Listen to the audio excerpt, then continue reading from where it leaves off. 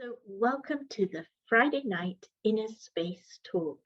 Our talk tonight is tips for better teamwork. I think the question I have had to ask myself when I first started working in teams rather than working on my own in workspace was, do I aspire to be the best in the team, or do I aspire to be do I aspire the best for the team?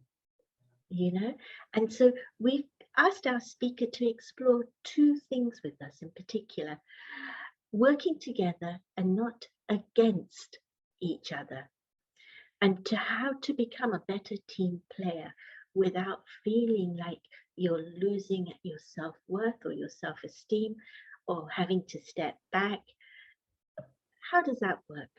Secondly, how to build an effective, collaborative, happy teamwork culture. And David earlier was telling me that he now works with everybody. He has the opportunity of supporting everybody in his working environment. So David is joining us from Washington, D.C. He currently works for the Deputy Mayor of Washington, D.C., and has served in the past 4 administrations. David will be speaking for 40 minutes, and then following that, he will do a short meditation, and then he will take your questions.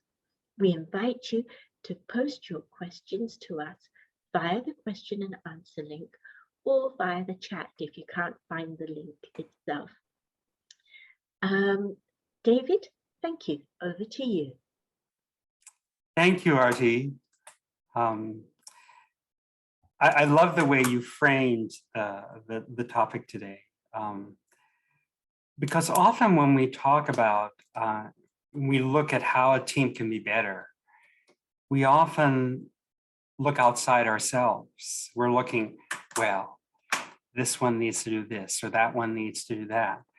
But who do we really have the most control over? It's ourselves. And isn't it a more practical question to ask ourselves, what can I do to make the team more powerful, a better team? I think if I was to ask you, what makes a great team, I bet all of you could give some wonderful answers. Like, I'm sure I would hear cooperation, respect, good communication. And if I asked you, what are the obstacles to great teamwork? You offer things like ego and conflict, So the question isn't so much what makes a team great or what gets in the way of a team's success. It's how do I empower those things that make a team successful? And how do I move beyond and let go of the things that are obstacles to the team's success? And for me, I think the greatest lesson is that needs to start with me.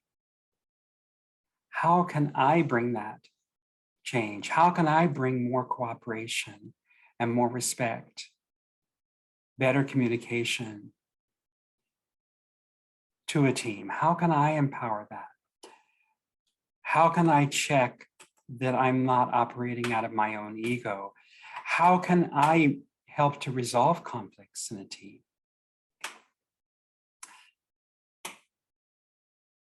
And it starts with looking inward.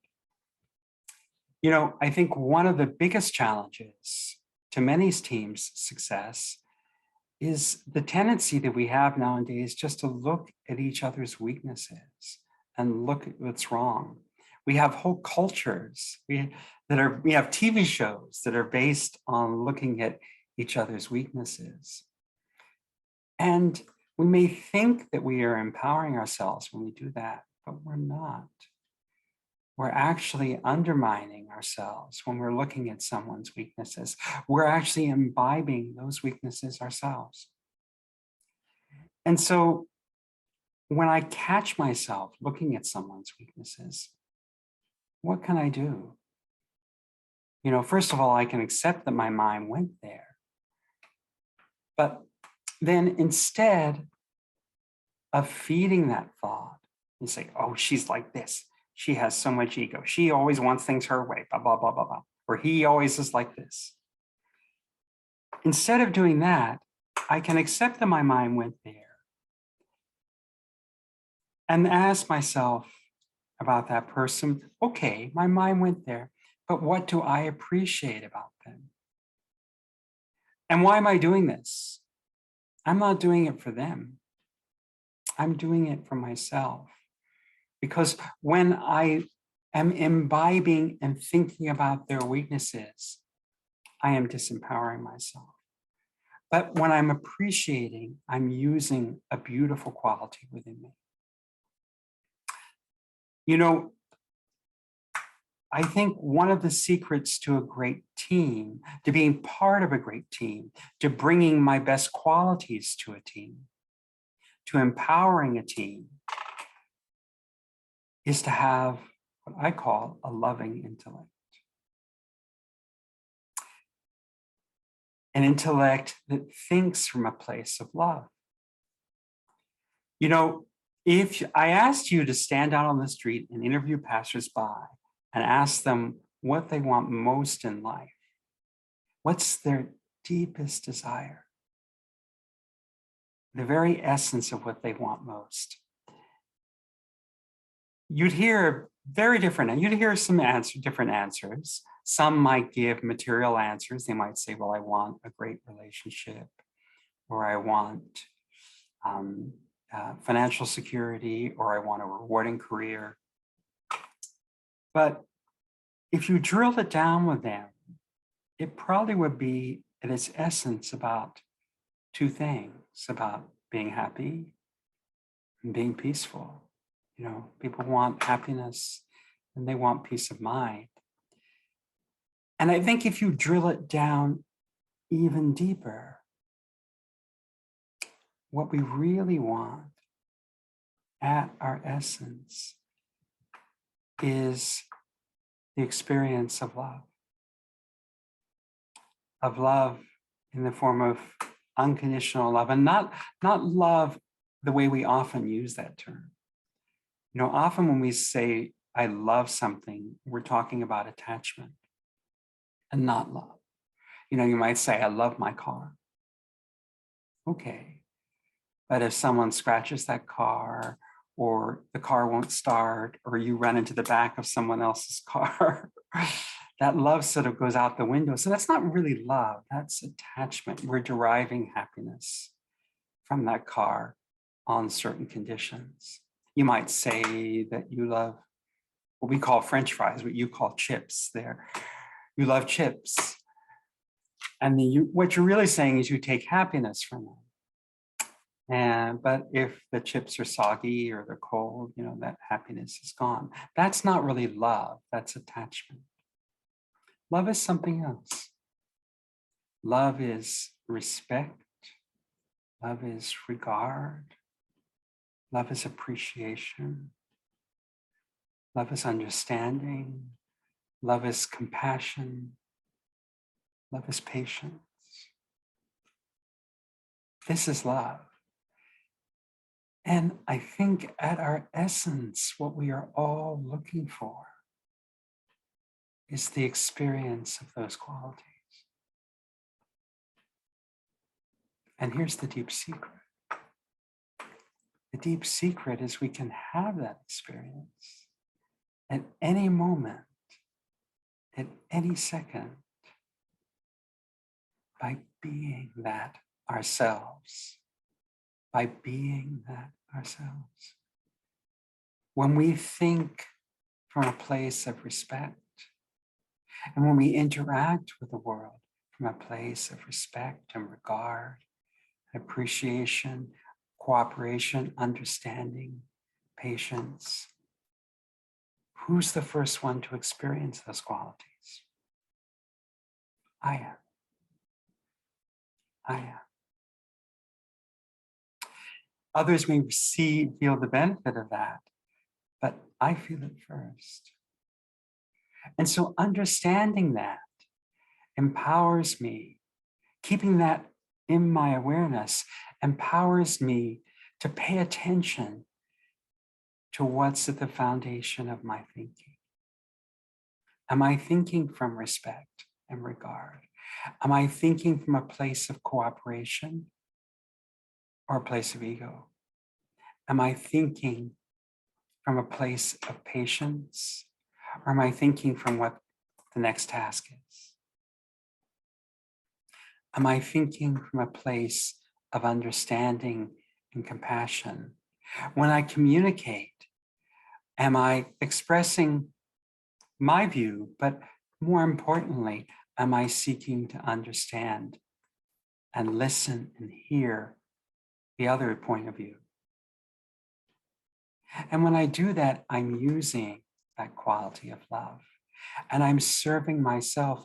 I'm fulfilling my deepest desire. And so if I can keep that in my awareness, I can use that to empower the whole team.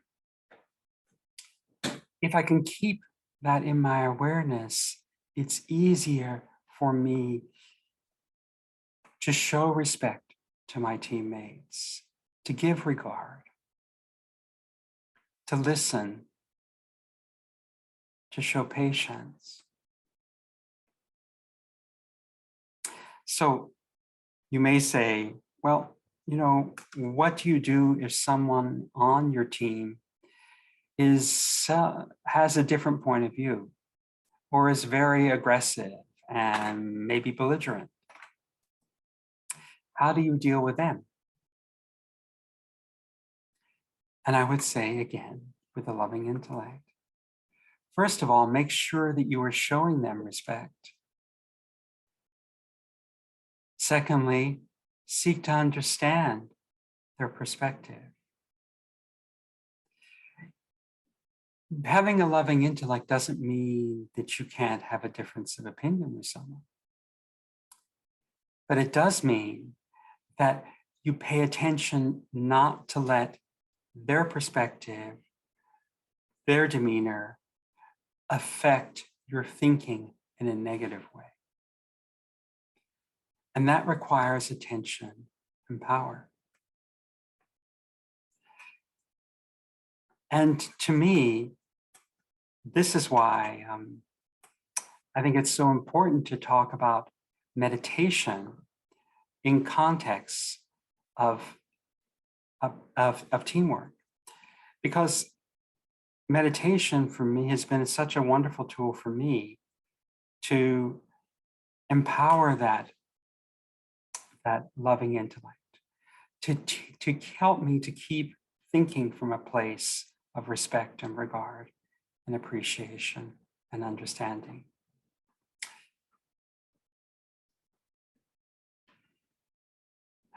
When and it does that in many different ways. First of all, when we meditate, we are turning our attention inward and we're focusing. And through that focus, we are by the very nature of that, when we do that on a regular basis, we are empowering our inner attention to our thinking. So how often do we think about what we're thinking? Probably not very often. We have the thought, but are we paying attention to that thought and paying attention to how that thought affects our feelings? Yeah. And with meditation, we are very naturally learning to pay attention to our thinking. But meditation does other things too. It connects us with an awareness of the truth of each of us. Connects us with an awareness of the beautiful qualities within me, and allows me to set an intention to use those qualities throughout the day, when we meditate regularly, we can have that. We can set that attention. So not only are we paying attention to where our thinking is, but we are setting the intention to use the best part of me. And this takes practice. Yeah. It takes practice, and we can practice in all kinds of situations. We can practice using our beautiful qualities in even the most everyday situations, especially the easy ones. You know, if you're at a store at a checkout counter and you're interacting with the person behind the desk there, you don't really even know them. And ask yourself, are you interacting with them with patience, with respect, with appreciation, with understanding? This is an easy opportunity to practice using those qualities. So we shouldn't miss those opportunities. This will empower us to empower us in our work teams by practicing those qualities. But, you know, when you think about it, we're all part of a larger team here on this planet. And any tools that we can use for better teamwork can be applied very much on our own global scale and on an even smaller scale too. Our families, our friends are all part of a team too.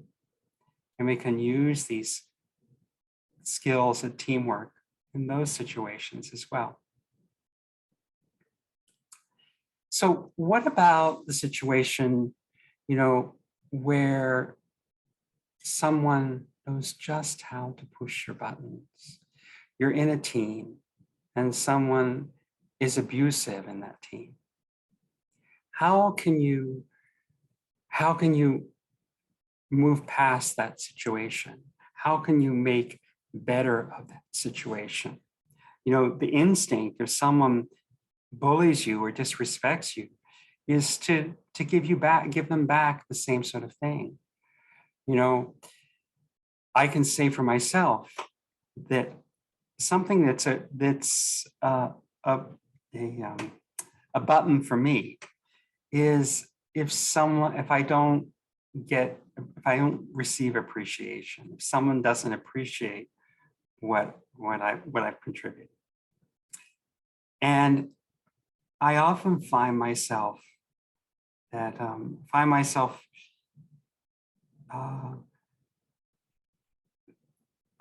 can find myself hurt or feeling sad if I don't get that, or feeling disrespected if I don't get that.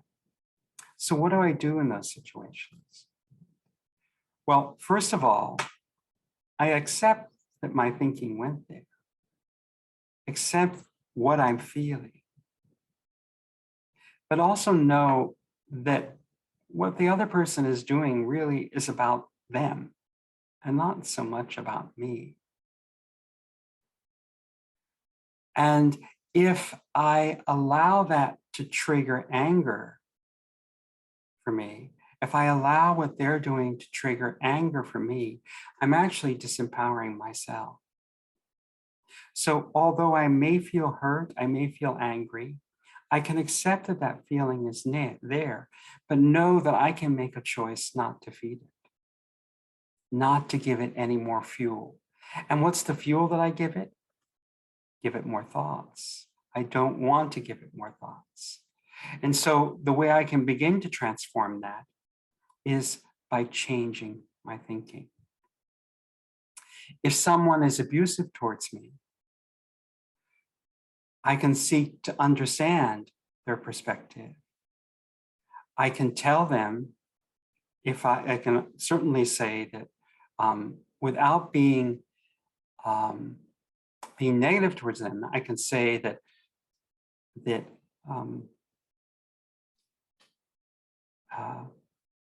when you say that, or when you do that, this is how I feel. And I don't want to feel that way. And I don't think you want me to feel that way either. So can we work on this together and move forward from it? I think that would be a loving response to that situation. So, but it takes power to do that.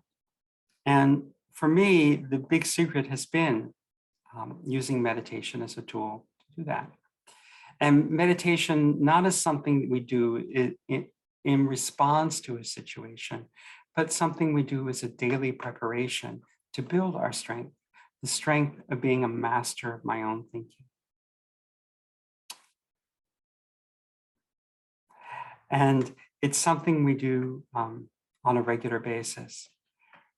For me, it's something I do on a regular basis, if not twice a day, often in the morning, early in the morning, and again at home, again when I get home at night.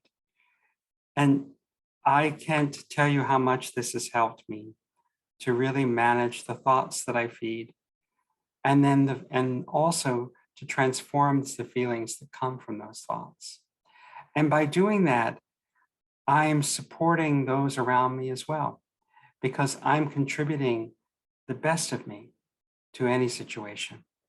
You know, Artie was saying that in my current job, one of the wonderful things for me is that I get to help everyone.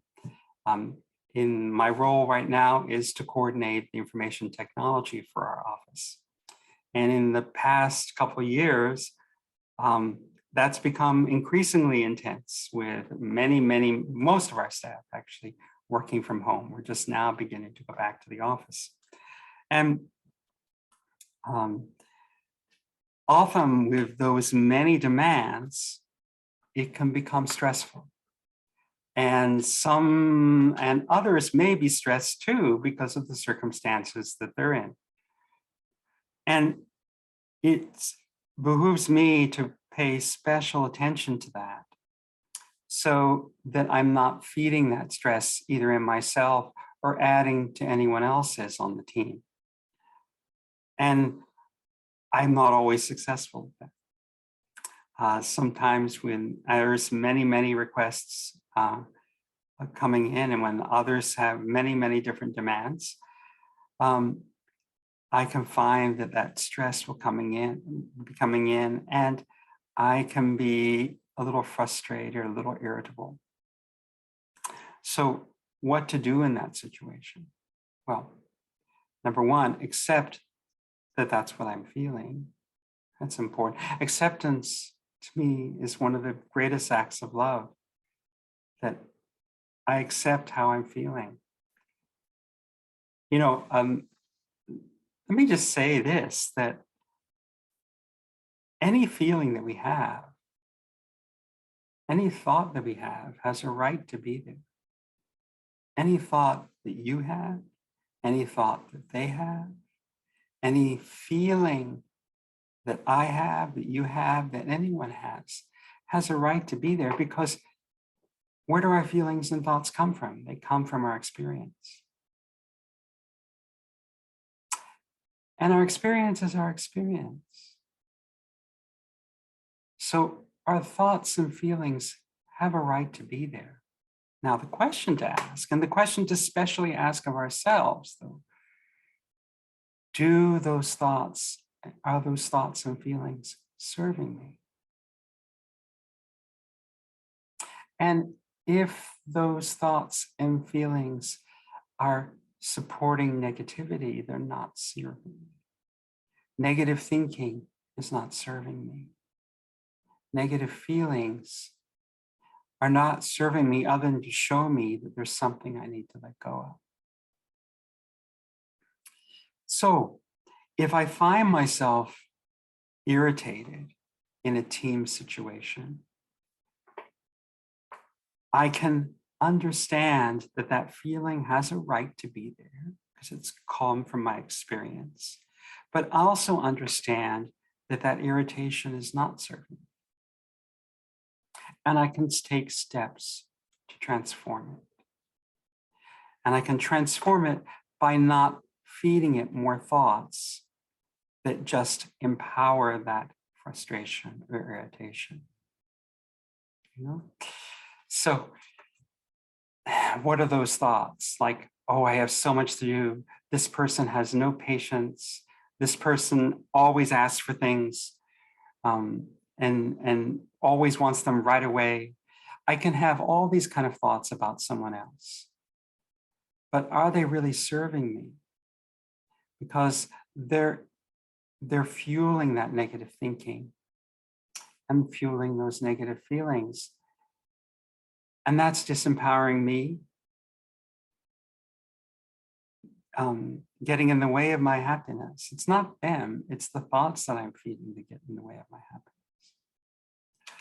So I can make a choice to not feed those thoughts and to actually transform those thoughts with a different thought. How do you transform a thought? By introducing a new thought. And in this particular situation, if I'm frustrated because there's too many things to do, I can transform that thought by understanding that it's wonderful that so many want my assistance, or I could transform that thought by saying that to myself that, you know, I will take care of these things one at a time as they come. And I can also have the thought to understand others' frustration, that and show them recognition of an understanding and compassion in their frustration too. Good. This tool has helped me a lot, and especially in the job that I'm doing now. I feel very fortunate that I'm able to work with everybody in my office. Many people who work there just work with one or two other people, but I have the fortune to work with everyone there. And for me, that is a real fortune, because I have the opportunity to use the beautiful qualities that are in me and experience the beautiful qualities in everyone else that much more. Every opportunity I have to work with someone is an opportunity for me to experience the love, the respect, the regard, the appreciation, the understanding, the compassion that I am connected to and that I can use and experience by using those qualities.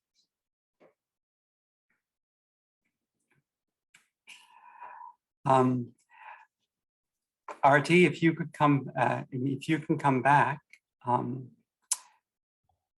I know that we have like 10 more minutes of discussion, and I can go on, but I could also start to answer some questions too, if there are some there. What do you think? I think if you wouldn't mind sharing for another 10 minutes, it's usually in the last bit that people come back with questions. Thank you. All right, good.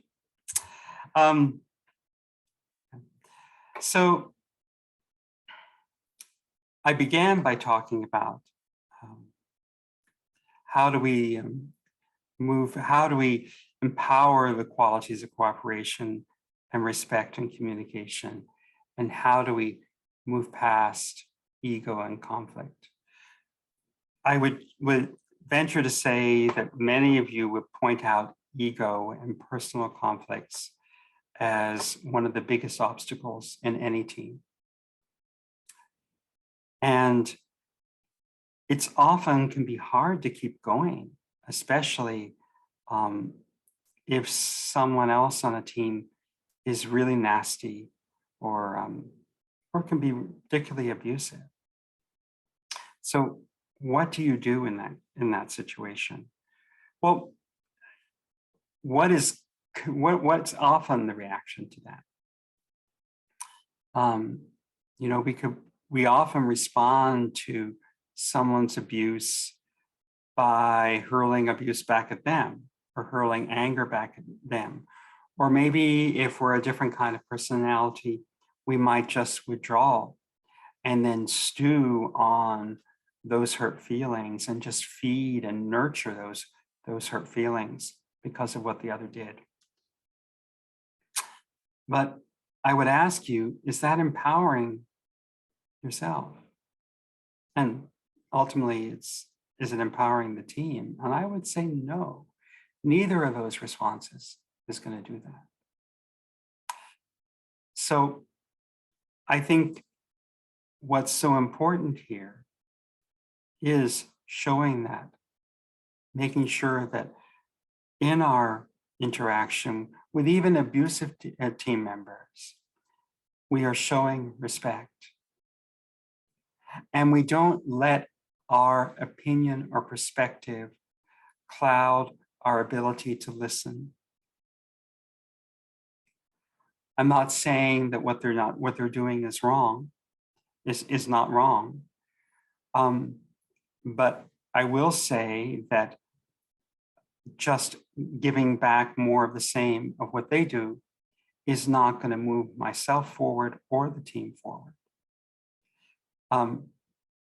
So I'll give you an example. Let's say you're at the office, you're in an office, and you're the manager of a team, and you find that one of your coworkers is coming to work late and not really participating in the team. So you could try and control that and manage that by getting angry at them.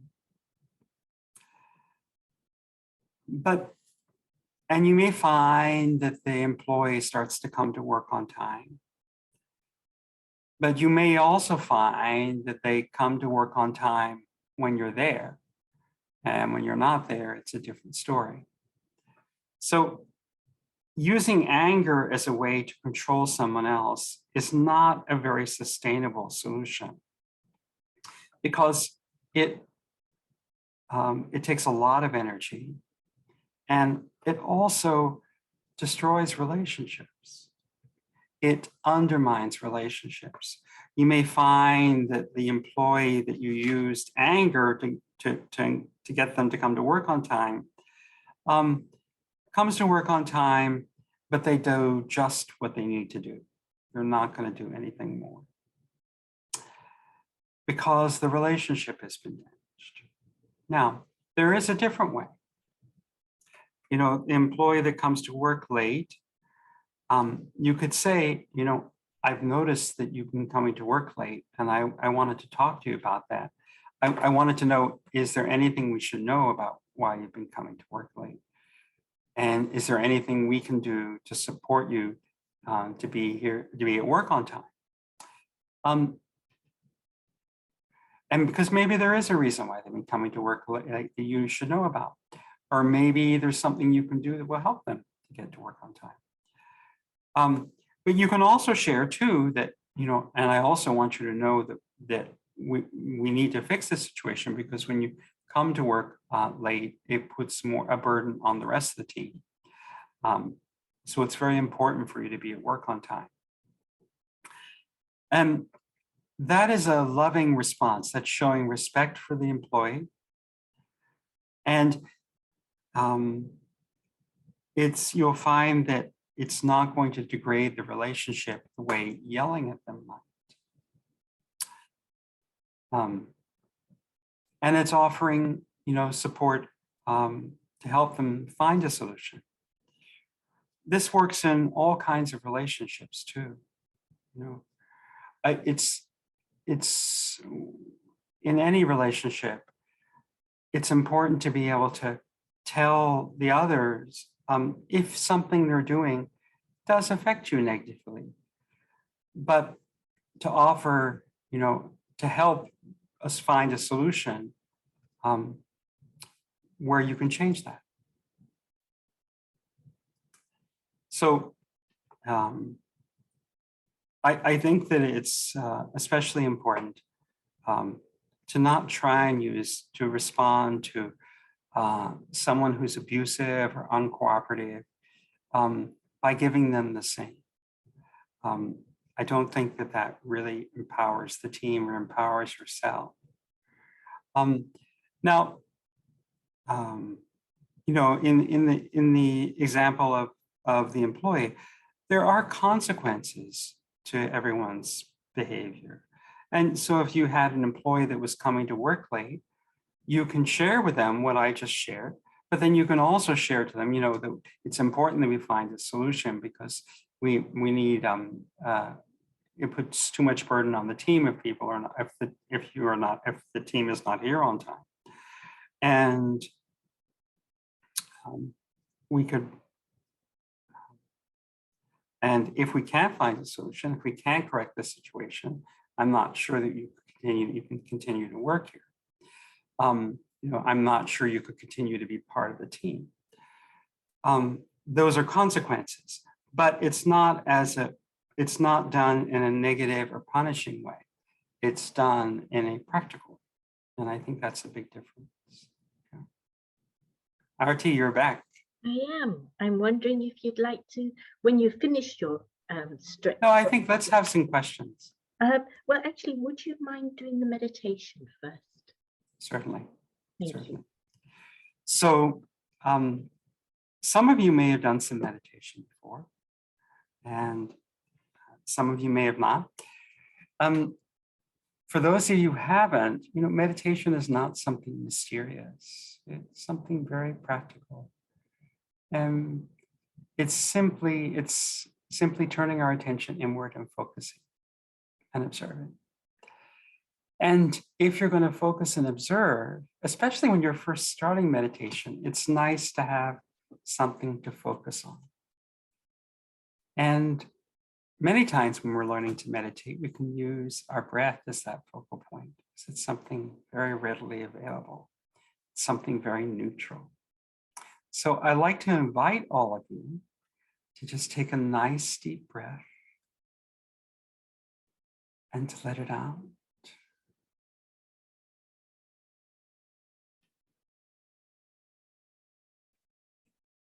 And another deep breath and let it out.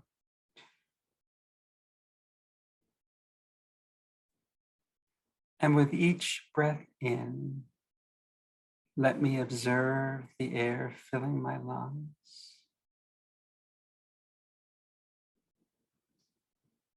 And then exiting through my mouth and nose.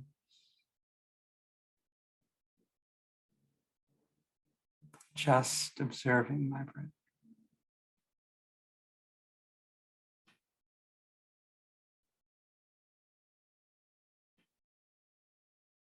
And as I observe my breath, other thoughts might come. Thoughts like,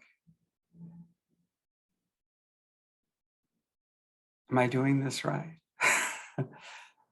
Or maybe thoughts about something that happened this morning or something I have to do later today. And guess what? That's okay. I can observe those thoughts as well. And then turn my attention back to my breath. Just observing my breath.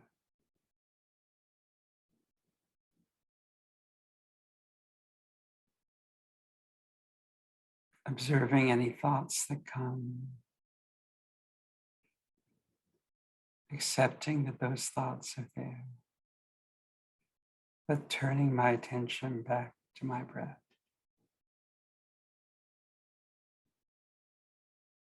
And as I observe my breath, I may become aware of a stillness that's there in the background. Not a stillness I need to create. It's a stillness I can discover. A stillness that's always there, waiting for me to discover.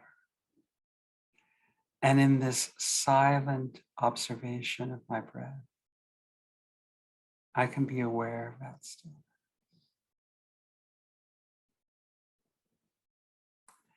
And from that place of stillness, I take my attention to the center of my forehead and visualize there a tiny point of light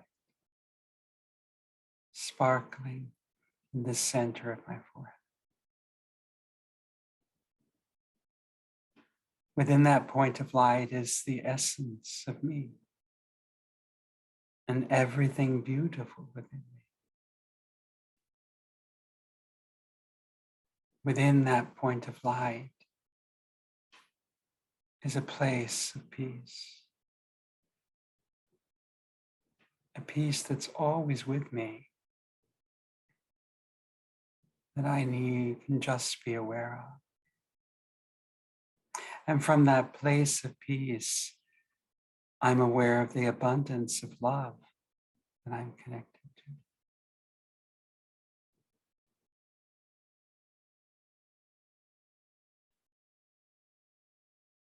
A constant love,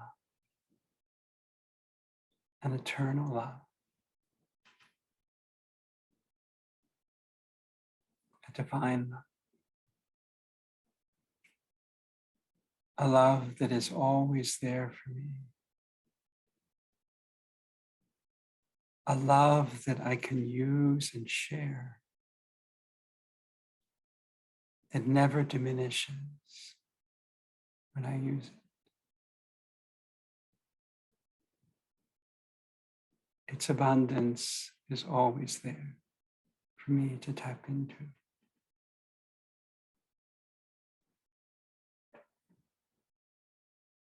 And from the awareness of that love,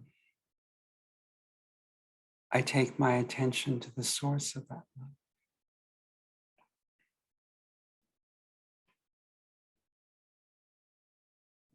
And through that source, I understand my connection to every other being. Or it's that thread of love that connects each one of us. And as I bring my attention back to the room around me, I keep the awareness of that connection at the front of my mind.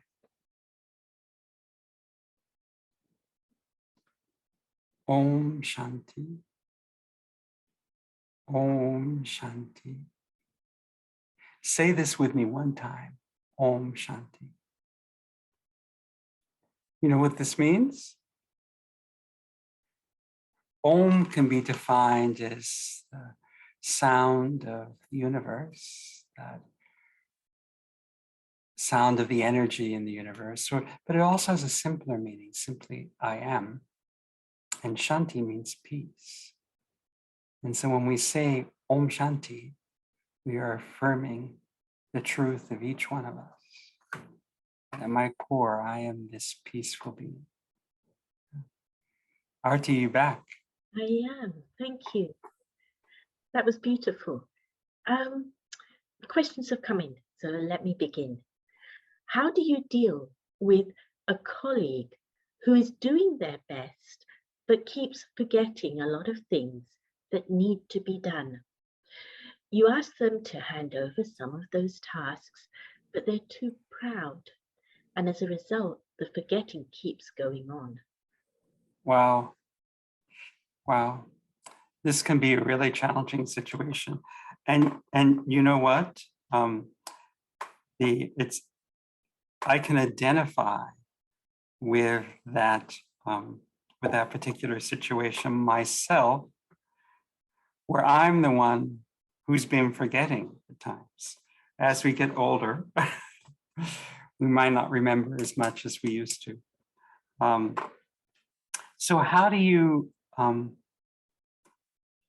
deal with that with a particular with that individual, still with helping them to maintain their self-respect, but also make sure that the work that's supposed to get done gets done.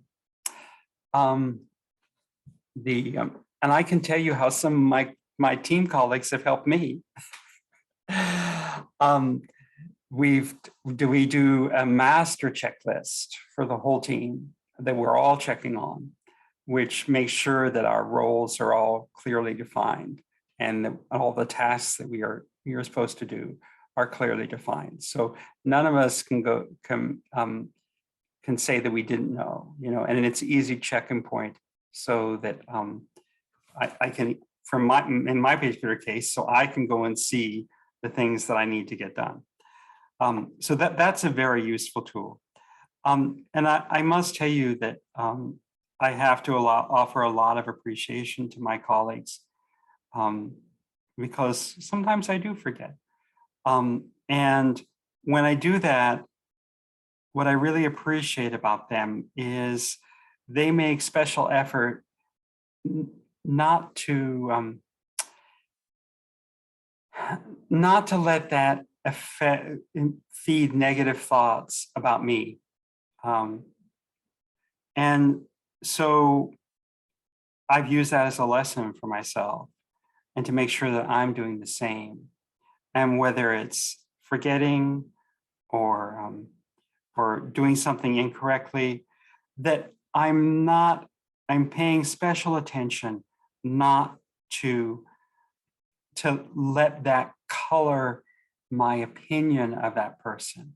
Certainly, we need to be aware of what each other's strengths and weaknesses are and know that what each one's challenges are.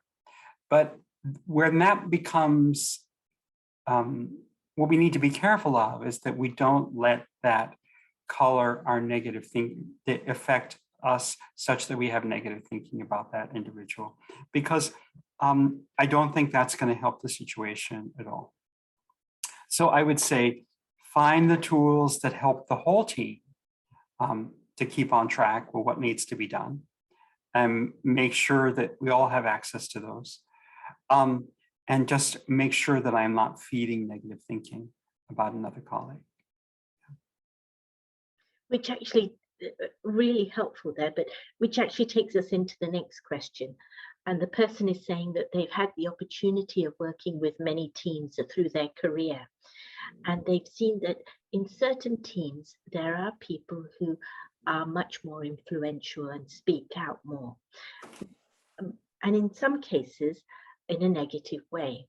And what they're doing is bringing out the worst in the rest of the team, or other members of the team, if not the rest. So how do you counteract that type of culture without pointing a finger? Yeah, I think the number one thing we have to do is to make sure that we're not responding to that with the same. So this is, and I think that's a trap that we often get into in a team. I've found myself doing that. Someone might have a lot of negative comments, and so if I don't pay attention to myself, I can end up responding to what they're doing in a negative way. It can be a very challenging situation, and I think what helps is to build the culture of respect and cooperation from the start. I think that also a way to address someone's negative comments is to explore them and to seek to understand them, and to invite them to elaborate on that, and to ask them specific questions about it. I will say that when I was working on the redevelopment of the Anacostia waterfront, part of my role was to do the community engagement, and we engaged like 5,000 citizens on creating the vision for how the waterfront would be revitalized. And as you can imagine, there were many points of view, and there were many people who weren't unhappy about this, who were unhappy about this or that, and a wide variety of things. And in that situation, it's very important that we acknowledge and seek to understand what they're saying. And I think that acknowledgement is very much an important thing. We shouldn't try and dismiss their perspective or undermine their perspective or be defensive about what they share, but to understand and ask them, ask about what the solution might be. I think that's a very, that's a way to really transform that.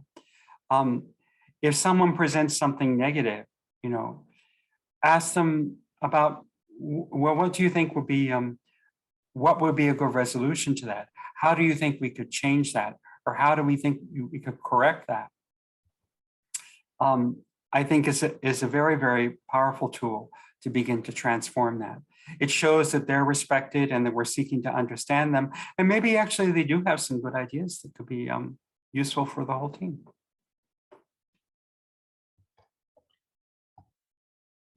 RT? Yes, thank you. That was interesting. The next question is, are there any examples in your personal life that you wouldn't mind sharing where you've used the quality of your thoughts to transform a situation or a communication? Yeah, and I can think of some very specific ones. Early on when I first joined the mayor's office, without getting into the specifics, because that will overwhelm everything, but I was at the center of a big controversy. And many people would say that I was in the right, but instead of taking that route, I sought to really understand the other person's view and to acknowledge their view and to even offer how I should have changed, how I could change the situation, what I could do to make the situation better, even though many people said that I did nothing wrong. And I actually felt that they were right, that I could have done something. I could have done things differently. And by taking that perspective, it really neutralized so much. And what speaks to it is I'm still there 20 years later. So I think it's very important to really try and understand others' perspectives, especially when there's a conflict. Yeah. Thank you. How do you deal with a manager who is not approachable, who has mood changes, who's not easy to talk to, and can yell at you at any moment? How do you maintain respect for each other during such communications? Yeah. So I will tell you that I had a boss one time. So I'm sure many of you saw this movie, The Devil Wears Prada. And I had a boss one time, and the nickname that the whole staff had for her was The Devil Wears Prada. Because and I'm sure it would have been the same if it had been a man in that situation. But she could often be very dismissive, not very respectful or understanding of anyone, and especially to other female employees, I found. But her assistant was on vacation, and so someone had to step into the role of assisting her. And because I had had experience in doing that before. I was tasked with that, and I was a little bit dreading it. But I said, to myself, I've got to approach this differently. And so working closely with her, I really came to understand the stresses and challenges that she was dealing with. And not that I really said much about that, but just the way that changed my thinking, which obviously is going to inform the way I interact too, really began to transform my relationship with her. And the amazing thing, it transformed the way that she was interacting with me, and not just me. It transformed the way that she was interacting with everyone else. And so I'm not saying this will work with everyone, but to know that the way they're behaving is really about them. And maybe if I can bring a little wisdom to understand their situation and maybe what's at the root of that stress, and not really say anything to them, but just let that color my perspective, that alone might begin to change the situation. Yeah, empathy really does play a role, a Yeah. big role in changing our vision, but also it enables us to really feel another person's place Yeah. without needing patience almost. Yes. That's a very interesting approach. Thank you. Okay, next question. I am a member of a board on a non-profit organization. This is the first time I'm working in a way where the team has to consider a request, organize to meet and put the request to the board, who will then hopefully vote to take the decision and move the project or the request forward.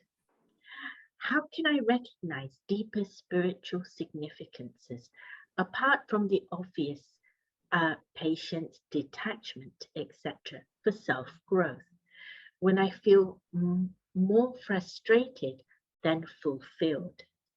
I understand. Wow. I understand. I really see what you're saying there. I can tell you what's helped me in that regard sometimes is really sort of transforming my perspective on what my job is. Because we can think about our job in terms of tasks and physical goals. But what is my job really? And what's helped me is to understand that my job really is to be loving. My job is to be respectful. My job is to give regard, to give appreciation, to be compassionate and understanding. Yes, there are specific tasks that I need to do, but they're just the tasks. My real job is what I just mentioned. And for me, there really is nothing that could be more fulfilling than that. Because if we go back to what we were talking about earlier, what is it that we really want? What is it we really want? Happiness, peace. But I think at the foundation of that, what we really want is that experience of love. And we can experience love at any moment by being loving in the form of respect and regard and appreciation, understanding, compassion, patience, cooperation. When I'm doing that, I am fulfilling my deepest desire. And also, I'm powerful when I do that. I find that I get so much more done if I'm thinking from that place. If I'm thinking about just the tasks, I find that it can be really challenging at times. But if I am paying attention to what's at the foundation of my thinking, things seem to flow. And for me, that's been a big difference. It's something I'm still working on a lot. You know, I'll tell you that I'm someone who likes to do a lot of planning. I used to like writing lists of things to do and all that. And then I said, well, that's fine. But what I came to realize is that planning is making lists and goals and all that is only useful to the extent that it informs your decision on what you do at this moment. And if it just takes your intellect away from what you're doing at this moment, it's not really helping. And I've often spent too much of my time thinking about what I have to do and not really about what I'm doing.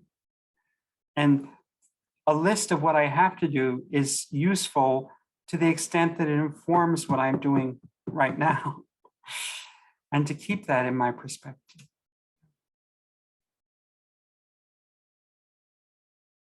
Thank you.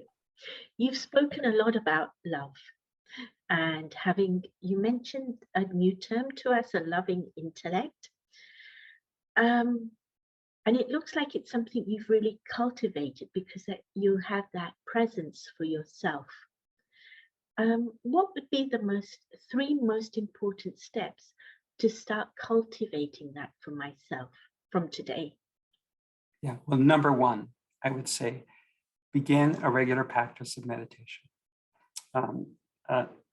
Nothing could be more important than training your mind to pay attention to your thinking and setting the intention to use what's beautiful within you, to use that beautiful, loving part of you, and to be aware of that loving part of you, then a regular practice of meditation.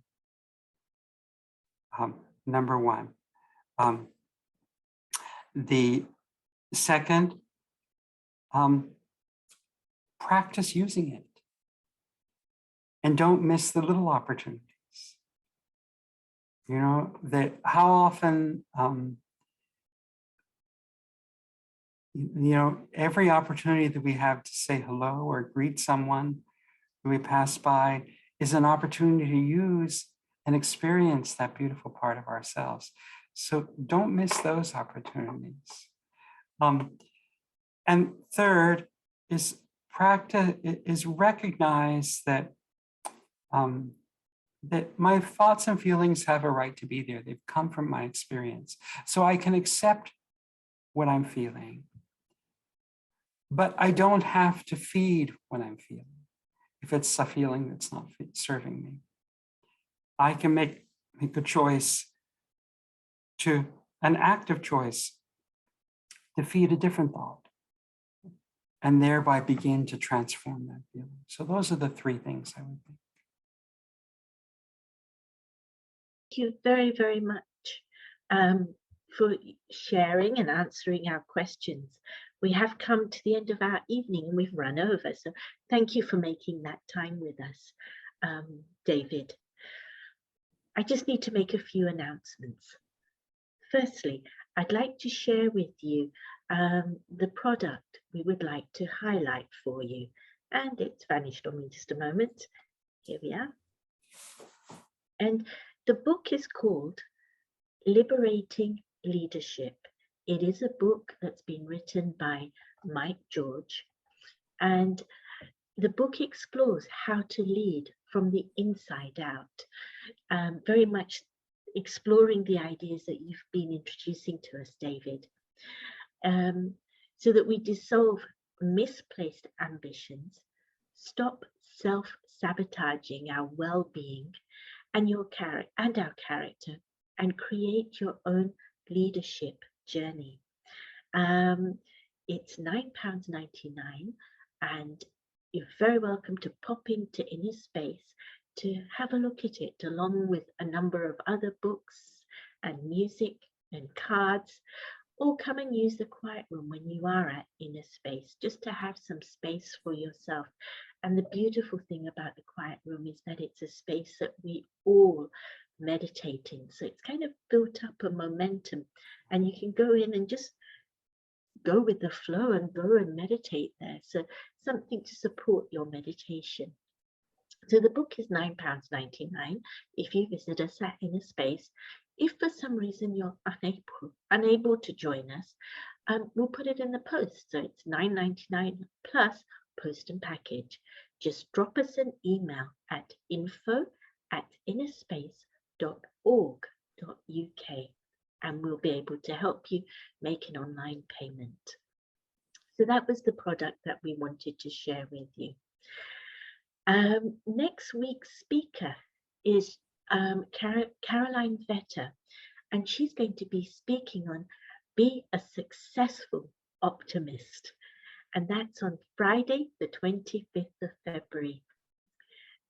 It's one thing to be an optimist, it's another thing to be successful, get results, or the results that you want in your life. So that's Friday, the 25th of February. Between now and next Friday, there are 2 seminars. Stress Less, Relax More, and that is on Tuesday, coming Tuesday, the 22nd of February at 6 p.m. On Thursday, the 24th of February, we have Making Gratitude a Habit. I also want to take this opportunity to say that from March, every Thursday, not every Thursday, but on Thursday evenings, there will be in-person events at Inner Space, either a meditation or a seminar. So you're very welcome to go online, and under the menu bar, you'll see in-person events. So do register. In the meantime, and we'll be continuing, are the online meditations. The daily lunchtime meditation, Monday to Sunday, 20 minutes, or a morning meditation that sets your tone for the day. That's Monday, Wednesdays, and Fridays. You'll also be able to do lunchtime meditations in person